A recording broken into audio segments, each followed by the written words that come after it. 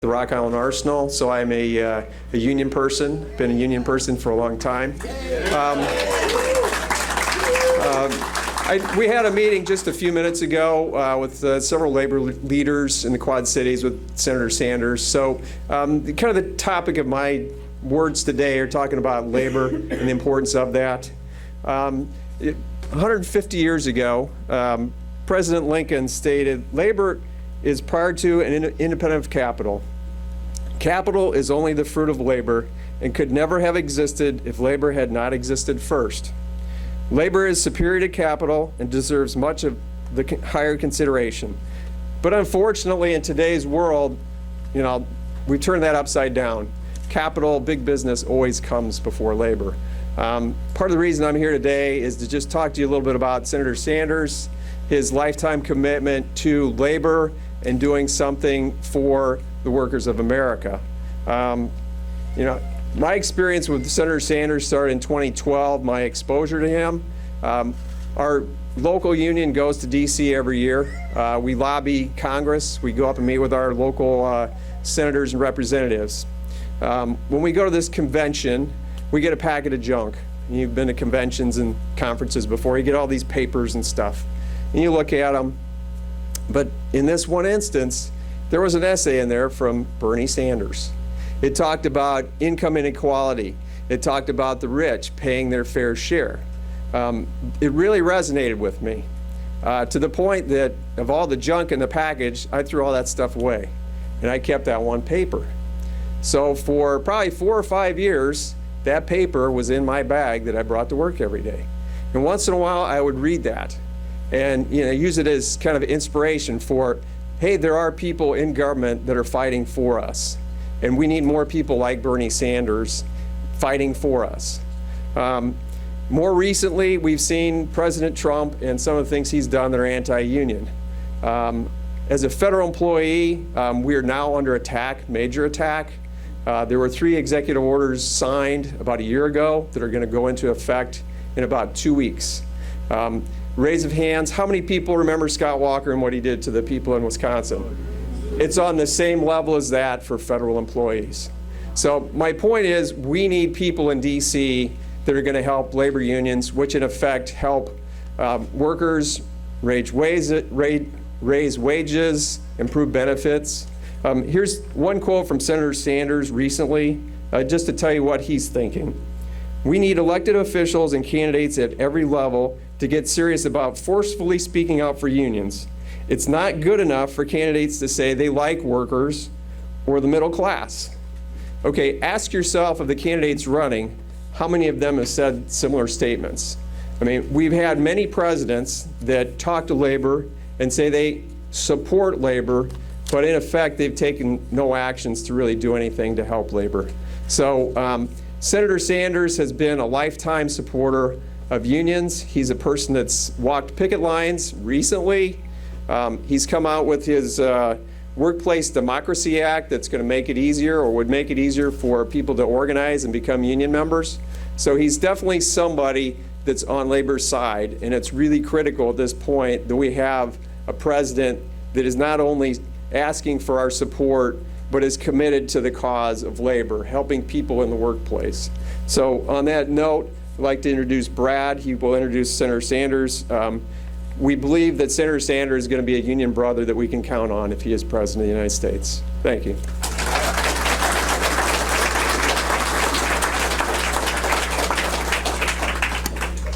Thank you and welcome. I'm here today because Senator Bernie Sanders is a candidate that is willing to talk about and address the issues that are critical to working people, issues that are important to me and important to all Americans. Bernie is willing to say the word union in public, and he means it, and he knows our value to all working people. Some of the issues that are high on the list with Bernie is health care and retirees. Currently, we just finished up in July our negotiations with Arconic here in Bettendorf. And some of those toughest issues are dealing with health care cost and how we're going to pay for that and what benefits are going to remain, and especially on the retiree side. So I think Bernie has that issue pretty high on his list to deal with healthcare. Corporations in Wall Street.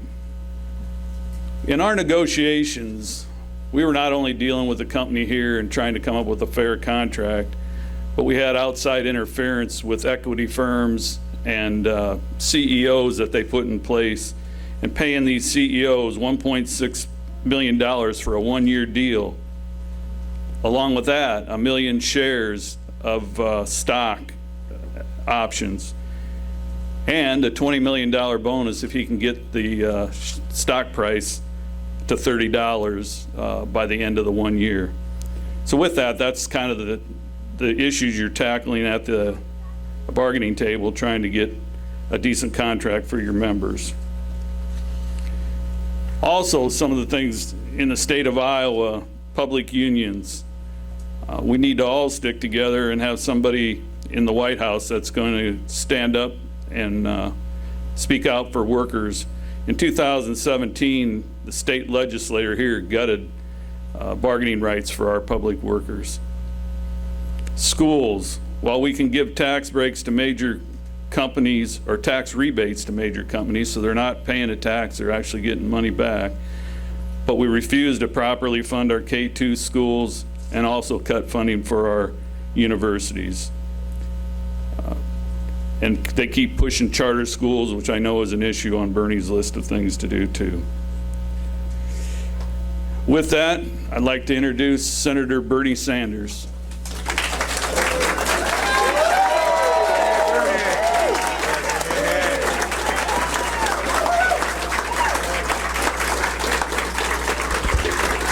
Thank you. Thank you all for coming out.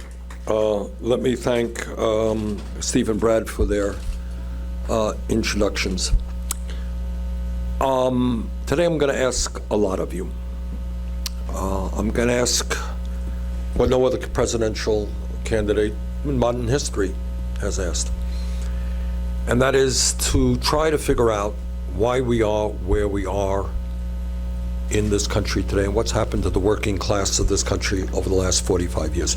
And I should say this is not an issue you'll see on television. It's not allowed to be discussed on TV. It's not in most of the national media. But let's take a deep breath and do something which is very rarely done. In the last 45 years, as everybody here knows, there has been an explosion in technology, right? An explosion in worker productivity, correct? So every worker out there is now producing a lot more than he or she did 45 years ago because of all of that. 45 years ago, we didn't have anything near the computer technology and everything else that we have today. Question, how much more, given all of that technology and all of that increased worker productivity, how much more is the average worker making in real inflation accounted for dollars than he or she made 45 years ago? Who knows the answer? Raise your hand, please. Yeah, back there. Zero. Got that? 45 years have come and gone. Explosion of technology, incredible wealth being created. Average worker today is not making a penny more than he or she did 45 years ago.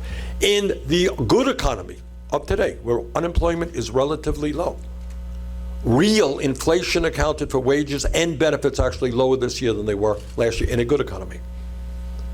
Question, over the last 30 years, how much wealth has gone, increase in wealth has gone to the top 1%? Anyone happen to know that? I know I'm one of the few people in the world who looks at these dumb statistics. Yeah. No, $21 trillion over a 30-year period has gone to the 1%. What about the bottom half of American society? How are they doing increasing in wealth? It's gone down by $900 billion. Okay? So over a 45-year period, we've seen a massive transfer of wealth from the working class and the middle class of this country to the top 1%. Not an issue we talk about in Congress, hardly ever mentioned in Congress. Not an issue we talk about in corporate media. Why is that? All right. Why has, despite all of the speeches that you've heard over the last 45 years, all of the serious candidates, and many of my friends are running, are good people, why do the very, very rich get much richer? You got 40 million people living in poverty. You got 87 million people, including people in this room, who are uninsured or underinsured. You got 1 out of 5 people who cannot afford the cost of prescription drugs. You got 500,000 people tonight are going to sleep out on the streets. As you heard earlier, public schools all over this country facing terrible challenges. You got 45 million people who are paying off student debt. You got hundreds of thousands of bright young people cannot afford to go to college. You got half the people in this country, including people in this room, are living paycheck to paycheck. And yet we end up with 3 people owning more wealth than the bottom half of American society. You got 1% owning more wealth than the bottom 92%. In Iowa, Illinois, in Vermont, you got millions of people together all over this country working 2 or 3 jobs, trying to put food on the table. 49% of all new income goes to the top 1%. Those are issues basically we're not even allowed to talk about. They're not part of the discussion. We can't do anything about it. Well, I think what this campaign is about and what I'm asking of you, which is something different than any other candidate is asking. Obviously, I'm asking your help to win in Iowa. For those of you who live in Illinois, we want to win in Illinois as well.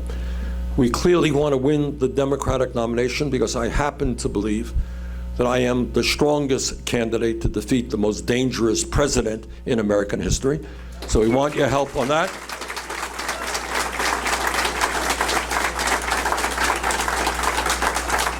A president whose policies day after day benefit the rich and large corporations at the expense of working people, and even worse than that, a president who is a racist, who is a sexist, who is a xenophobe, who is a pathological liar. That is not somebody we should have as president. But above and beyond all of that, above and beyond defeating Trump, I'm asking something else of you. And the reason why the message of our campaign is us, not me, is a very profound message. It's not just a bumper sticker. It's actually a pretty good bumper sticker. And we'll use it as a bumper sticker. We have already. But it goes deeper than that. Because I'm the only candidate who will tell you this, and that's why this campaign is unprecedented in modern American history. And this is why. No president, no matter how honest and well-intentioned, and I'm running against people in the Democratic primary who are honest and well-intentioned, no president can do it alone. Because there is a power structure in America that is so powerful that no president can do it alone. The only way we bring about the structural change in this country is when millions of people stand up and demand that change. Okay?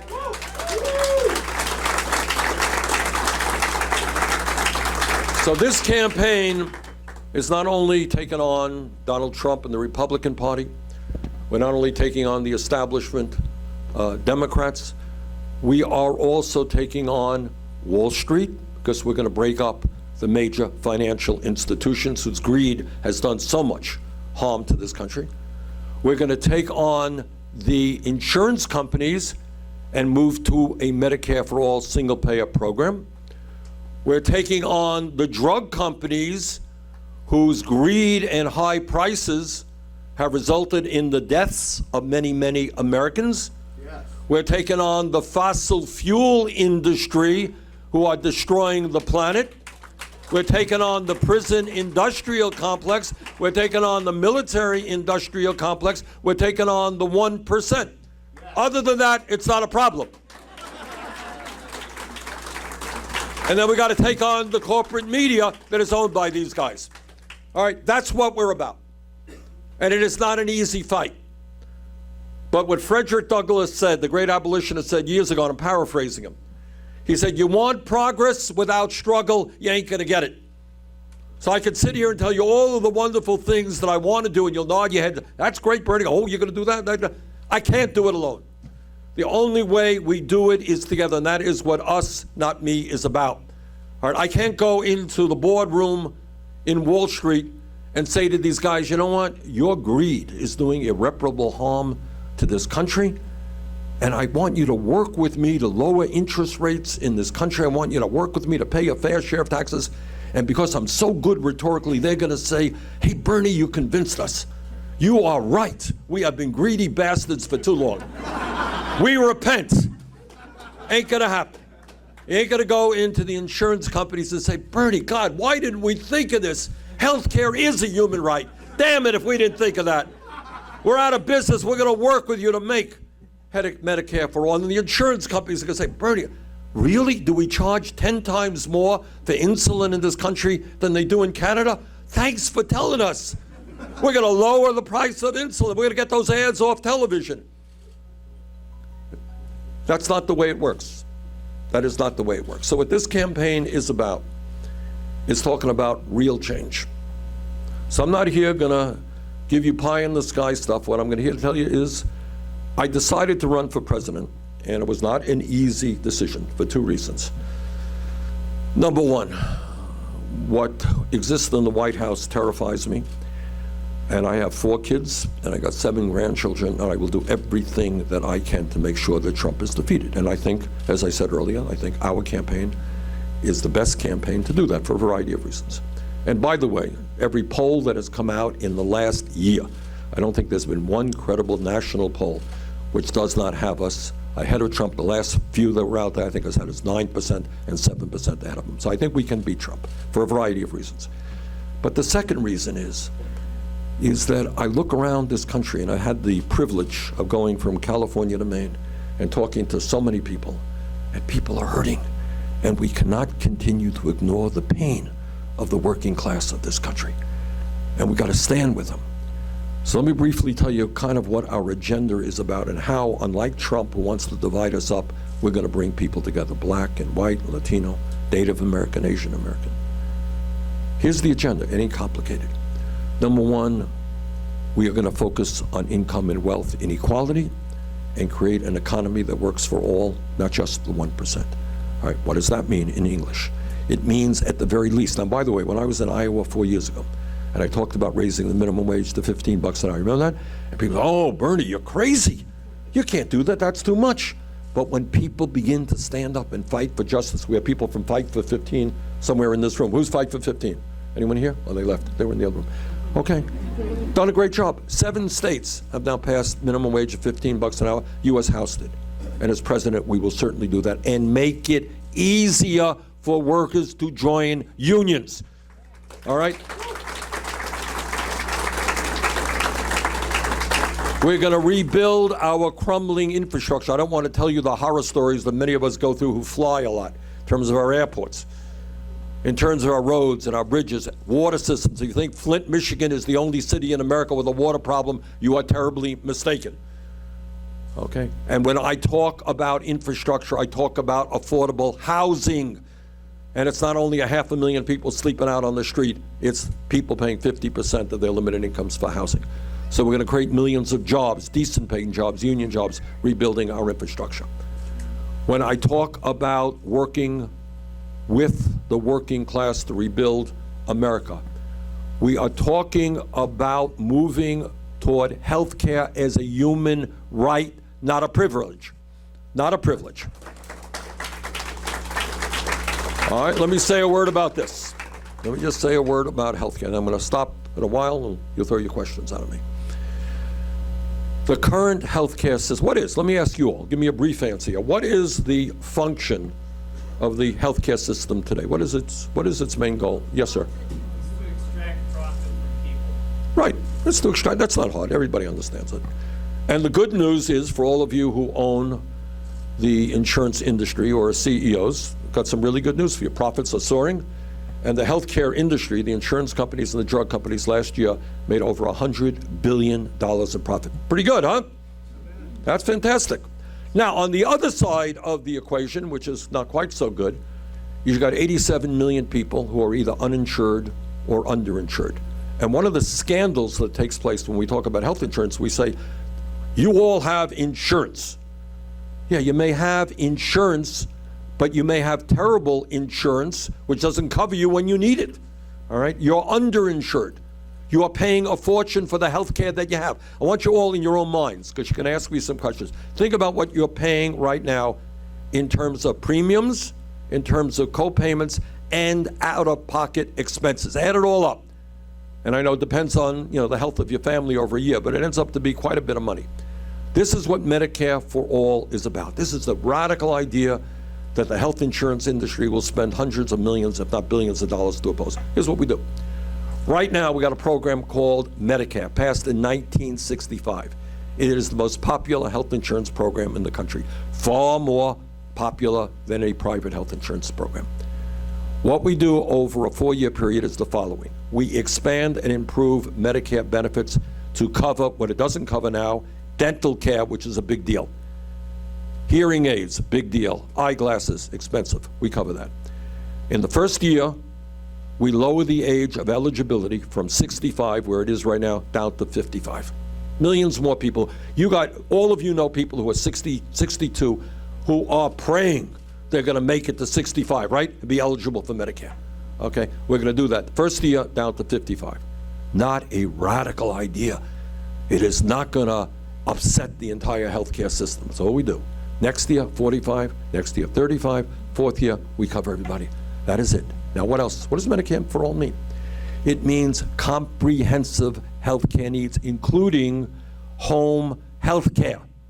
I was criticized recently, appropriately so. They say, Bernie, you don't talk enough about that. Your bill covers home health care. That means elderly people who would rather stay home than end up in a nursing home, they will be able to do it under Medicare for All.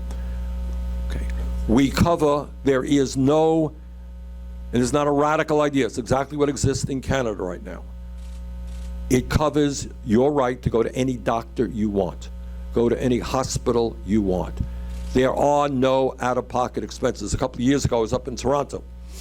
They were very kind to me, went into a hospital, went into a room. Guy had major surgery, probably would have cost hundreds of thousands of dollars in the US. He says, I'm walking out of here. The only bill I own is in the parking lot, parking my car, that's it. In this country, think about it for a moment when you see these ugly ads paid for by the insurance companies. In this country, 500,000 people will go bankrupt this year because of medical bills. You know, they didn't go to Las Vegas and blow all their money on a casino. Their crime was that they got cancer. They had heart disease. They had some terrible illness, and they ended up with a few $100,000 or less in medical bills that they can't pay because they don't have any money. How insane, how irrational, how obscene is a system which says that I'm going to destroy the financial circumstances of your family because you had cancer?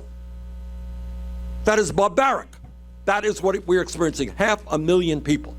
You got working people who are paying 15, 20% of their incomes for the inadequate health care that they have. On the Medicare for All, we will save the overwhelming majority, except the very wealthy. We will save them money on your health care bill. No more premiums, gone. Not for you, not for your employer. No more out-of-pocket expenses. We're going to cap the cost of prescription drugs at $200 per person. You're not going to pay thousands of dollars a year for prescription drugs because we lowered the cost of prescription drugs to what the rest of the world is paying, which is a fraction of what we have to pay. This is a struggle. And we will be opposed not just by Trump and the Republicans, not just by establishment Democrats. Most significantly, we will be opposed by an industry that made $100 billion in profit. They spend 1%. We had a meeting a moment ago, and I said, I'm going to predict to you that there will be ads on television in Iowa and around the country attacking me, attacking Medicare for All. And they said, no, sorry, it's already on the air. All right, they're already doing it. They can spend $1 billion, that's 1% of their profits. That's what we're up against. And what this campaign is about, do we have the guts to finally tell the healthcare industry, that the function of healthcare is to provide quality care to all people, not to make $100 billion in profits for the industry. That is the challenge that we face.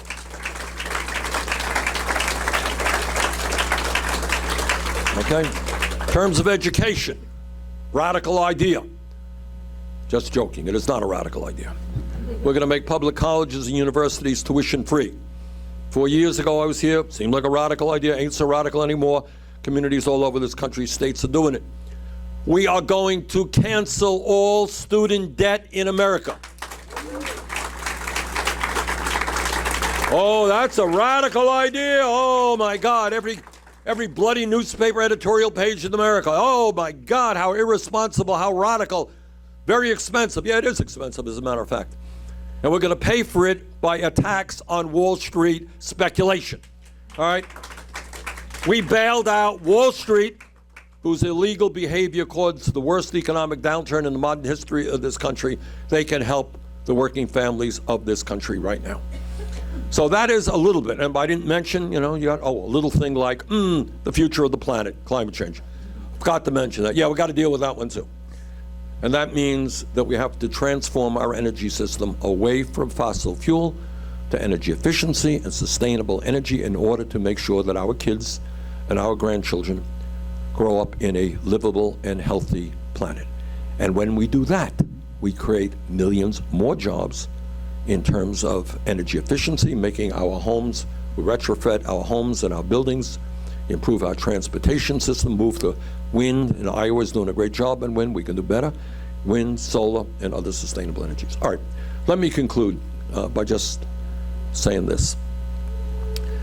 This is an incredibly difficult moment in American history, and we do not have the option of sitting it out. We do not have the option of being depressed or living in despair. This is not only about you, it is about your kids, it is about your grandchildren, it is about the very future of this planet. All right? The scientists tell us we have a very short period of time to save this planet, and we've got to do it. That's a moral obligation. And the point that I'm making about my campaign, and I'm not denigrating any of my opponents because I know many of them and I like them, is that what I understand is that the only way that real change has ever taken place in American history, think about it. I know we got people in the trade union movement here. You understand the history of the trade union movement, workers coming together, fighting, going to jail, sometimes getting killed for the rights for workers to engage in collective bargaining. People have been involved here in the civil rights movement, same issue. The women's movement, the gay rights struggle. The only way that change takes place is when millions of people stand up and fight for it. That is what this campaign is about, and let's go forward together. Thank you.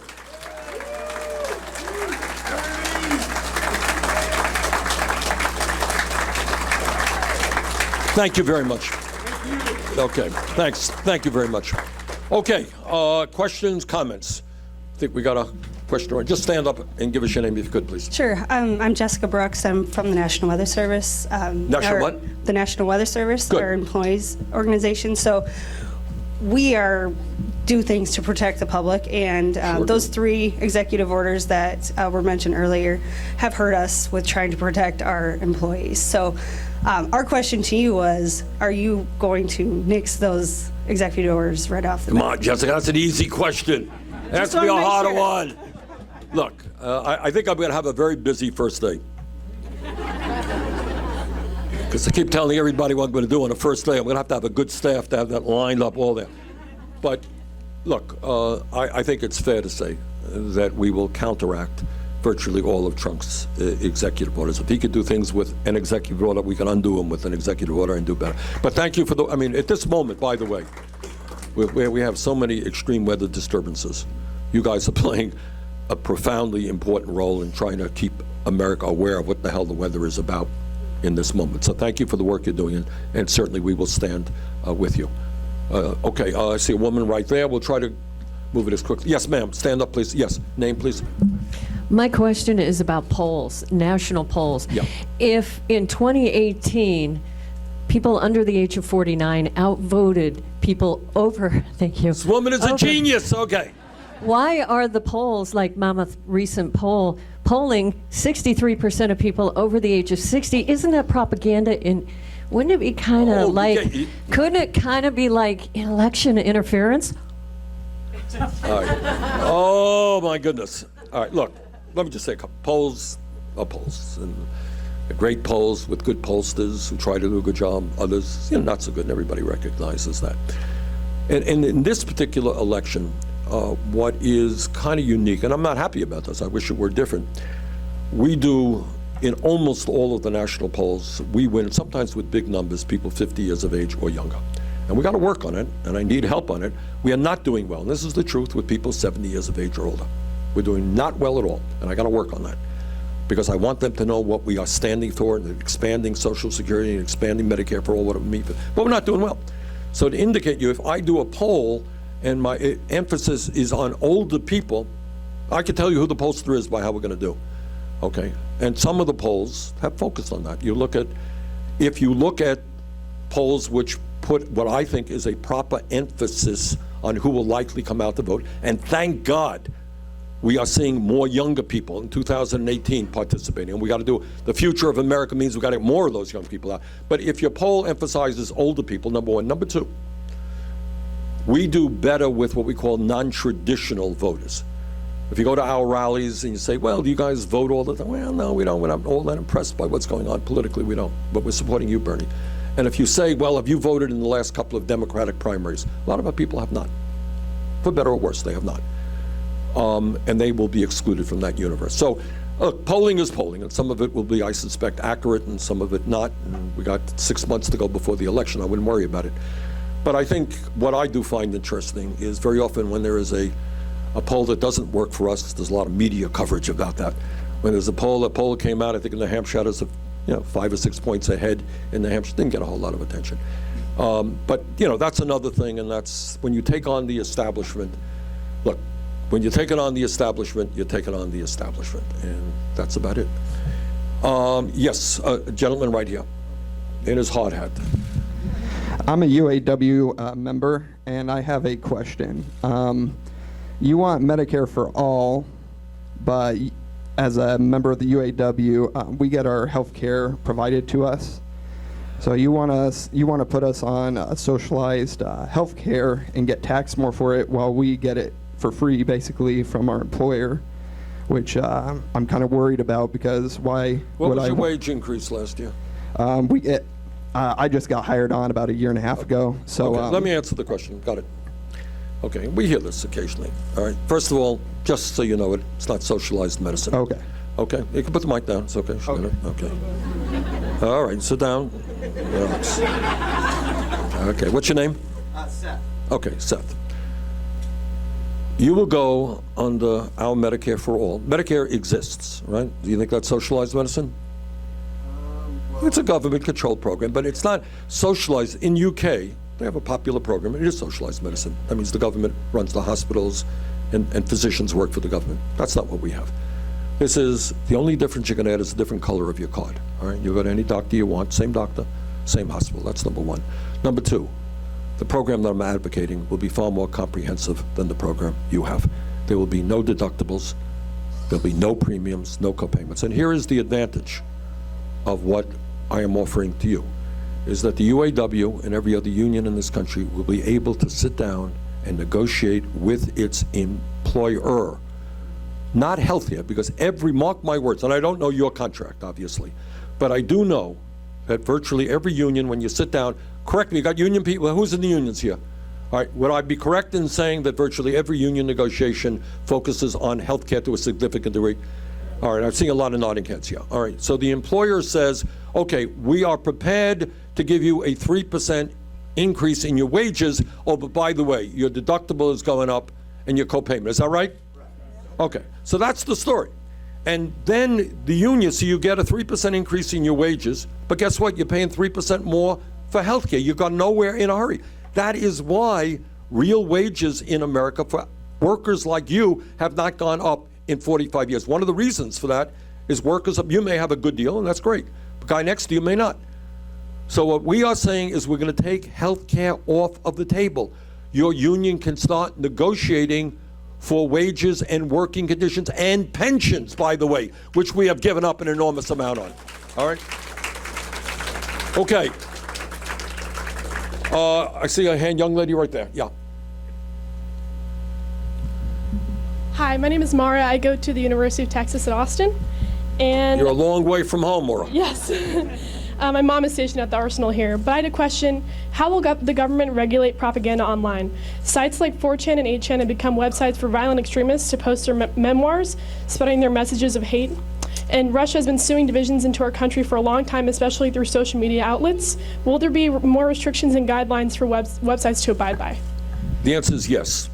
The answer is yes, absolutely, but we have to be very careful about that, because we also believe in freedom of speech. So if you put out something, you got your question, okay. If you put out something that attacks me, you don't like me, I say, oh, that's terrible, get her off get her off social media. That's wrong. On the other hand, if you are representing the Russian government, trying to undermine the United States of America, yeah, we're going to get you off of social media. And one of the issues is there's legislation that passed the House of Representatives, which unbelievably Mitch McConnell does not want to bring up in the Senate because it will talk about Russian intervention in the 2016 campaign, which makes Trump very nervous. But you raise another issue, and social media is part of it, not exclusively, and that is the rise of white nationalism in this country and the growth of hate crimes and the growth of racism that I think shocks all of us. So the answer is I will be vigorous in fighting against racism of all kinds while protecting our First Amendment rights. It's a tough, I would be dishonest if I didn't tell you, it's a tough line. You have the right to dissent, but you don't have the right to inculcate hatred out there, which result in people getting killed. Okay, woman right over there, yeah. And then we get to this side. I know this side's being ignored here. Hi, Bernie. Hi. My name is Joan Hennigan. I live in Eldridge, Iowa, and I'm really concerned about all the shootings going on in our country. Yes. Would you talk about gun control? Yes, thank you, Joan. Thank you. There's so many issues out there. You know, one of the problems is often the media, somebody says, what's your major issue? And I can never do that. There's so many issues. And certainly, you know, on this issue, I'm sure I speak for everybody in this room. We don't know what to, you know, we turn on the television and we cannot believe what we're seeing. We cannot believe what we're seeing. We cannot believe that somebody would walk into a mall, somebody would walk into a nightclub area in Dayton and start shooting down innocent men, women, and children. Somebody would walk into a school. It is almost unthinkable. It is disgusting. And what the American people want, if there's any silver lining in terms of this horror, is the American people know that the time is long overdue. If we cannot solve the problem completely, you know, nobody has a magical formula, but what we have got to do is do everything that we possibly can. Now, the impediment toward going forward, and I'll tell you what I think, but the impediment toward going forward is one organization. It's called the National Rifle Association, the NRA. And the time, in my view, is long overdue for Congress to represent the American people and not just the NRA on gun policy. All right? So what does that mean? What does that mean? And a lot of nuances to this issue, which we have to explore. But for a start, we got to bring the issue to the table. And once again, you got Mitch McConnell and the Republican leadership more concerned about worrying about their NRA friends than they are about what the American people want. But the good news is that on issue after issue dealing with gun violence, the American people are pretty clear. They all, not all, but almost all people believe we should expand background checks. If people have a history indicating that they are dangerous to society, guess what? They should not own a gun. All right? Number two, you eliminate the gun show loophole, so you cannot legally buy a gun by avoiding a background check. Number three, you end the straw man provision by which you can today legally walk into a gun shop, buy a dozen guns legally, and then selling it to criminal elements who will use it to kill people. Number four, in my view, and I think now a pretty strong majority of the American people agree, assault weapons are military-style weapons designed to kill people rapidly. In my view, we should end the sale and distribution of assault weapons in this country. And there are a number of other issues. And again, none of these things are radical ideas. This is what the American people want. And it is time for us to do what the American people want, Republicans, Democrats, conservatives, progressives, and not just what the NRA wants. Okay, other comments? Let's go to this side. Woman right here. Take the mic. My name is Sebastiana, and I would like to address you, Mr. President Bernie. In reference to the immigration, we already know about that, how President Trump has pretty much made that and rhetoric in this conversation. My question to you, in the future, as we go along, if the children are not with their parents, will you make it your agenda to reunite them? That's all I ask. Yes. Thank you. All right. Let me say a word on immigration. Thanks for the question. And again, you know, I know sometimes, look, it is true. There is a huge division in this country. I don't want to sugarcoat it. There are people on all kinds of sides. But there is a lot more commonality and agreement than you would think. The American people overwhelmingly, ain't close, believe that we should restore immediately legal status to the 1.8 million young people in the DACA program. Okay? The American people believe, they don't agree with Trump, that we should demonize the undocumented, throw millions of people out in this country. That is not, first of all, that's atrocious, it's wrong, happens not to be what the American people believe. The American people believe in comprehensive immigration reform and a path toward citizenship. And furthermore, to answer your question, the American people believe that the United States government should not be about ripping tiny babies away from their mothers or putting children into cages or separating children from their families. And my promise to you is that will not happen under a Bernie Sanders administration. All right, I see a young man back there. All right, let's get this young man. We believe in, want to hear from kids of all, people of all ages. We All have right, time for one more question All after right, hold that mic close to you. So, like, if people don't want to go to college, you can go to, like, trade schools. What are you going to do to make those more affordable? See, that's why I always pick on kids. That's yours. All right, you got a smart kid. Look. He asked, what's your name, young man? Isaiah. Isaiah. Okay. Look, not every young person in America wants to go to college, and that's fine. There are some young people who are great and smart and want to work with their hands and want to work at the decent paying jobs that are out there. They need the training to do that. That's what Isaiah is asking. And to answer your question, Isaiah, when we talk about free tuition, it's not just for college. It's to make sure that every young person and every person gets the training they need. You want to be a sheet metal worker? You want to be a plumber? You want to be a carpenter? You want to be an automobile mechanic? That takes a lot of work.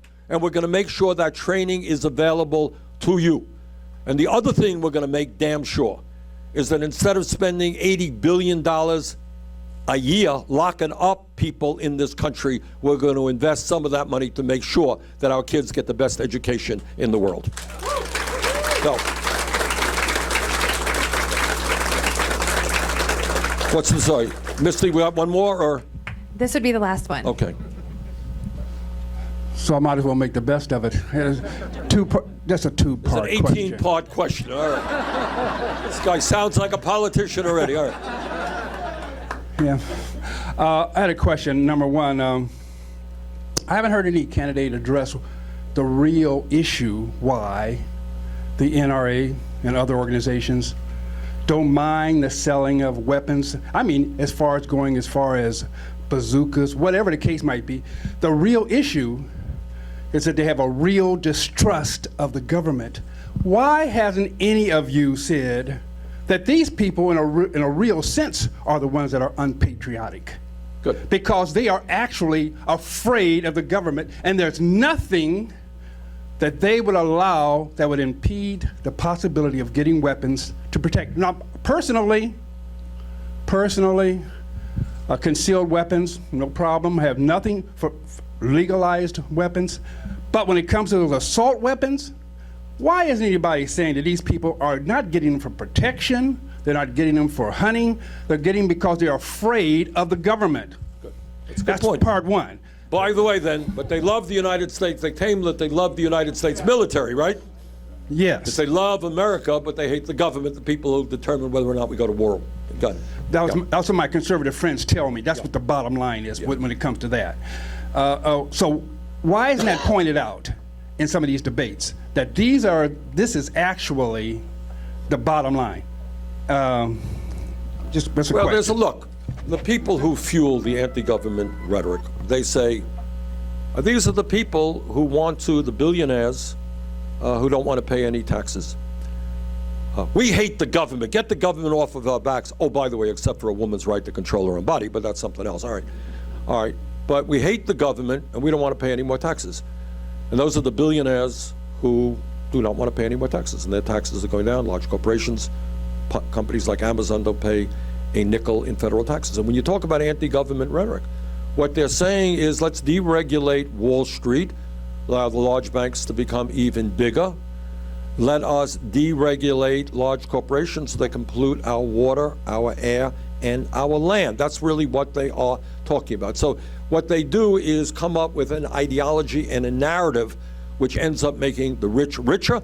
And you want real freedom? Good. We're going to shut down your factory, by the way, and move it to Mexico and China. That's called freedom for corporate America. So I think your point is a good point that we have to dissect in truth what these guys are saying. All right, let me conclude now. Thanks very much. Let me conclude by saying this. And I think, Misty, do we have time for photographs? Is that what we're going to do, selfies? Yes. Okay, so after I finish, if anyone wants a selfie, come on up. But let me just say this, and that is, everybody is, all right, we'll do that. All right. All right, I need your help, and not just for me. I need your help to help create a government, answering the gentleman's last question, a government where people feel confident that it is working for them and not somebody else. And we can do it. It is tough stuff. We're up against some very, very wealthy and powerful opposition.